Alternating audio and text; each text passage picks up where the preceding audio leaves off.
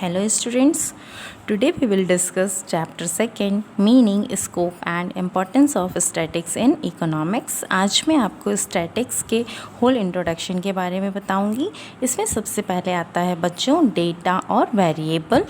ये किसी भी प्रकार की कोई भी इंफॉर्मेशन हो सकती है। There are two types of data और variable, quantitative data and qualitative data. Quantitative data means जो क्वांटिटी में जैसे हम एक्सप्रेस कर सकते हैं, संख्या में बता सकते हैं। क्वालिटेटिव डेटा मीन्स जिसके अंदर हम क्वालिटी के बारे में बात करते हैं, गुणों के बारे में बात करते हैं। So definition is which can be expressed numerically, जिसे हम न्यूमेरिक में एक्सप्रेस कर सकते हैं वो क्वांटिटेटिव डेटा कहलाता है।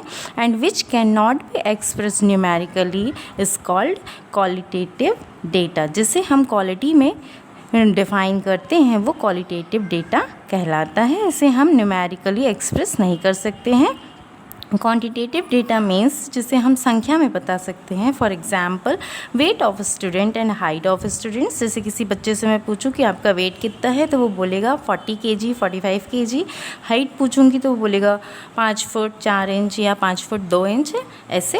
और क्वालिटेटिव डेटा की मैं बात करूँ तो उसके एग्जाम्पल्स में आएगा बच्चों आपके intelligence of students, colour of flower, जैसे रेड रोजेस, रोज का कलर क्या है, रेड है।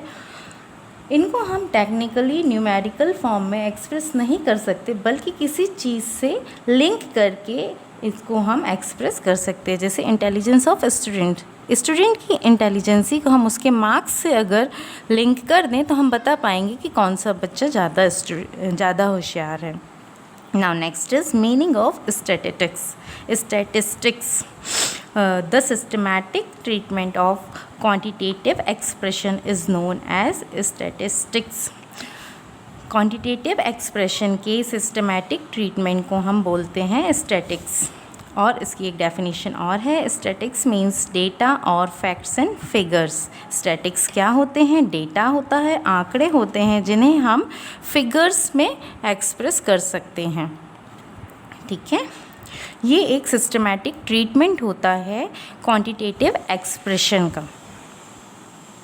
Now meaning of statics in 2 sense. हम स्टैटिक्स को बच्चों 2 सेंस में समझते हैं, प्लूरल सेंस और सिंगुलर सेंस। प्लूरल जैसे कि आप जानते हैं जब बहुत सारी कोई चीज़ें होती है तो उनको प्लूरल बोलते हैं, और सिंगुलर मीन्स जब कोई एक ही चीज़ होती है तो उसे हम सिंगुलर बोलते हैं। स्टैटिक्स में इसका मतलब है it means collection of numerical facts. Numerical facts के कलेक्शन को प्लूरल सेंस बोला जाता है। और it deals with collection, presentation, analysis and interpretation of qualitative information means इसके अंदर हम डेटा के कलेक्शन को, प्रेजेंटेशन को, एनालिसिस को एंड इंटरप्रिटेशन को बताते हैं। प्लूरल सेंस में हम सिर्फ डेटा की बात करते हैं, सिर्फ डेटा के कलेक्शन की बात करते हैं, मीन्स इसमें सिर्फ इंफॉर्मेशन ही आती है। लेकिन सिंगुलर सेंस में हम डेटा के कलेक्शन, प्रेजेंटेशन, एनालिसिस, इंटरप्रिटेशन आदि की बात करते हैं। मीन्स हम बात करते हैं कि इस इंफॉर्मेशन को हम कैसे इन मेथड्स को यूज़ करके रिप्रेजेंट कर सकते हैं। नाउ आता है अब main points of plural sense. Plural sense के मेन पॉइंट्स क्या क्या होते हैं? Statics are aggregate sum of facts. Statics facts का एग्रीगेट होते हैं, टोटल होती हैं। जैसे मैं बोलूं कि सब बच्चे अपने अपने मार्क्स बताओ तो सब बच्चे एक एक करके अपने मार्क्स बता देंगे, तो मेरे पास बच्चों के मार्क्स का कलेक्शन हो जाएगा, तो ये कहलाएगी statics. Statics are affected to a marked extent by multiplicity of causes. Means statics affected होती है मल्टीप्लिसिटी ऑफ कॉजेस के कारण भी। जैसे मैं बोलूं कि ये एक स्टूडेंट है, मैंने इससे पूछा बेटा आप अपने मार्क्स बताइए, तो वो बताएगा इंग्लिश में 90, मैथ्स में 80, साइंस में 85, हिंदी में 10। तो मैं सोचूंगी कि बाकी सब्जेक्ट्स में तो इसके मार्क्स अच्छे हैं, हिंदी में कम क्यों हैं? तो इसके पीछे बेटा थ्योरी ये है कि हिंदी के पेपर के ठीक एक दिन पहले इसे फ़ीवर आ गया था, इसलिए इसके मार्क्स 10 आए। अगर इसे फ़ीवर नहीं आता तो हो सकता कि इसके हिंदी में भी मार्क्स अच्छे होते। तो इससे हमें पता चलता है कि statics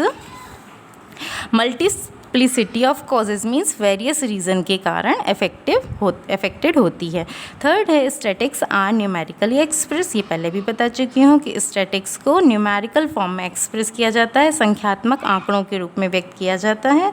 statics are estimated according to reasonable standard of accuracy. Statics में हम अनुमान लगाते हैं, एस्टिमेशन लगाते हैं किसके बेस पे? एक्यूरेसी के रीजनेबल स्टैंडर्ड के बेस पे। जैसे ये एक स्टूडेंट है, मैंने देखा कि नर्सरी से लेके 11 तक के इस बच्चे के परसेंटेज हर क्लास में 60 से 70 के बीच में आए हैं। तो मैं एस्टिमेशन लगा सकती हूँ, इस अनुमान लगा सकती हूँ कि 12वीं में 12th में इस क्लास के कितने परसेंटेज आएंगे इस बच्चे के, तो 60 से 70 के बीच में आएंगे। जाहिर सी बात है, मैंने कैसे जाना? पुराने साल के आंकड़ों के अनुसार जाना, means reasonable standard of accuracy के अकॉर्डिंग मैंने पता लगाया। फिफ्थ पॉइंट है statics are collected in systematic manner. Statics को हम एक सिस्टमैटिक मैनर में कलेक्ट करते हैं।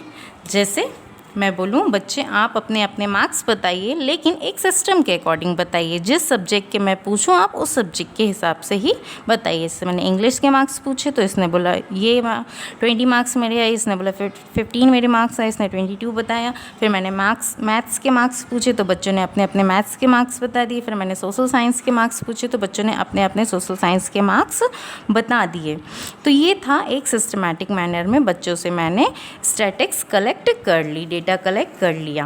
Now next is statics are collected for a predetermined purpose. Statics पहले से किसी निर्धारित किए गए उद्देश्य के लिए ही कलेक्ट की जाती है।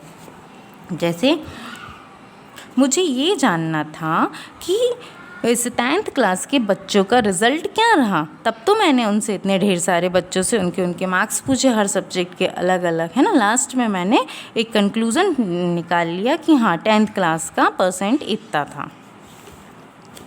Now 7th is statics are placed in relation to each other. Statics एक दूसरे के संबंध में एक दूसरे की जगह ले सकती है, मीन्स आपस में एक दूसरों का कंपैरिजन किया जा सकता है स्टैटिक्स में। जैसे ये सब बच्चों के मार्क्स लिखे हुए हैं, इंग्लिश में इस बच्चे के इतने, मैथ्स में इस बच्चे के इतने, ठीक है। अब मैंने कंपैरिजन किया तो मैंने देखा कि ये 22 मार्क्स हैं इस बच्चे के, ये इंग्लिश में सबसे ज़्यादा मार्क्स पाया है। मैथ्स में मैंने देखा तो मैथ्स में ये बच्चा सबसे ज़्यादा पाया है। सोशल साइंस में मैंने देखा तो सोशल साइंस में ये बच्चा ज़्यादा पाया। तो मैं क्या किया, मैंने कंपैरिजन करके देख लिया इनके पुराने डेटा के बेस पे। नाउ अब आता है main points of statistical methods of singular sense. Singular sense में स्टैटिकल मैथड्स के मेन पॉइंट्स क्या हैं? तो ये बहुत ही इजी हैं बच्चों। सबसे पहले इसमें आता है कलेक्शन ऑफ डेटा। इसमें हम डेटा का कलेक्शन करते हैं, बच्चों से उनके मार्क्स मांग लिए, डेटा इकट्ठा हो गया। अब डेटा को इकट्ठा करने के बाद हम डेटा को क्या करते हैं, ऑर्गेनाइज करते हैं। तो सेकंड पॉइंट आता है आपका ऑर्गेनाइजेशन ऑफ डेटा। इसमें हम क्या करते हैं, एडिटिंग करते हैं, क्लासिफिकेशन करते हैं और टैबुलेशन करते हैं। जैसे यहाँ पे मैंने बच्चों से मार्क्स मांगे थे उनके, अब मैं क्या करूँगी, इंग्लिश के अकॉर्डिंग उनके मार्क्स पहले अरेंज करूँगी, फिर मैथ्स के अकॉर्डिंग उनके मार्क्स अरेंज करूँगी, फिर सोशल साइंस के अकॉर्डिंग उनके मार्क्स अरेंज करूँगी, ठीक है। तो ये क्या किया मैंने, क्लासिफिकेशन कर दिया मार्क्स का उनके सब्जेक्ट के अकॉर्डिंग। अब मैं इसको बढ़िया से एक टेबल के फॉर्म में सजा दूँ ऐसे, है ना। तो ये क्या हो जाएगा, टैबुलेशन फॉर्म में आ जाएगा। तो इसको बोलेंगे ऑर्गेनाइजेशन ऑफ डेटा, ठीक है। मैंने डेटा को क्या किया, ऑर्गेनाइज कर लिया। अब आता है प्रेजेंटेशन ऑफ डेटा। अब हम इस डेटा को प्रेजेंट करते हैं। हमने यहाँ पे डेटा को ऑर्गेनाइज कर लिया था, अब हम डेटा को प्रेजेंट करेंगे। तो प्रेजेंट हम कैसे कर सकते हैं, डायग्राम के फॉर्म में कर सकते हैं, टेबल के फॉर्म में कर सकते हैं और ग्राफ के फॉर्म में कर सकते हैं। यहाँ पे मैंने आपको ग्राफ में डेटा को प्रेजेंट करके दिखाया है। जैसे ये बच्चों के मैथ्स के मार्क्स हैं, इसमें सोनू के मार्क्स इतने हैं, मोनू के मार्क्स इतने हैं, सीमा के इतने हैं, राजू के इतने हैं और आर्य के इतने हैं। तो मैंने एक ग्राफ के रूप में इन बच्चों के मार्क्स को रिप्रेजेंट कर दिया, अब आता है एनालिसिस ऑफ डेटा। प्रेजेंटेशन के बाद आता है डेटा को एनालिसिस करना। एनालिसिस करना मतलब होता है सोचना। अब मैं इस ग्राफ को देखकर सोच रही हूँ, ठीक है। बहुत ध्यान से मैं सिर्फ सोच ही रही हूँ, ठीक है। सोचने के बेस पे हम क्या करते हैं, एवरेज और डिस्पर्सन निकालते हैं, ठीक है।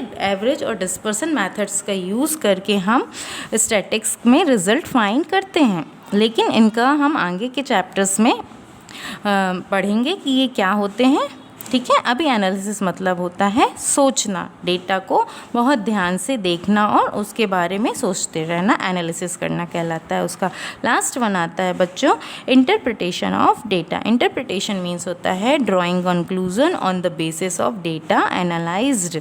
जो डेटा का मैं एनालाइज कर रही थी उससे लास्ट में मैंने क्या किया, एक कंक्लूज़न ड्रॉ कर लिया। कैसा कंक्लूज़न ड्रॉ किया कि ये जो आर्य नाम का एक बच्चा है इसके मैथ्स में मार्क्स सबसे ज़्यादा है और जो ये सीमा नाम की लड़की है इसके मैथ्स में मार्क्स सबसे कम है। तो ये मैंने क्या किया, डेटा को इंटरप्रिटेट कर दिया, ठीक है।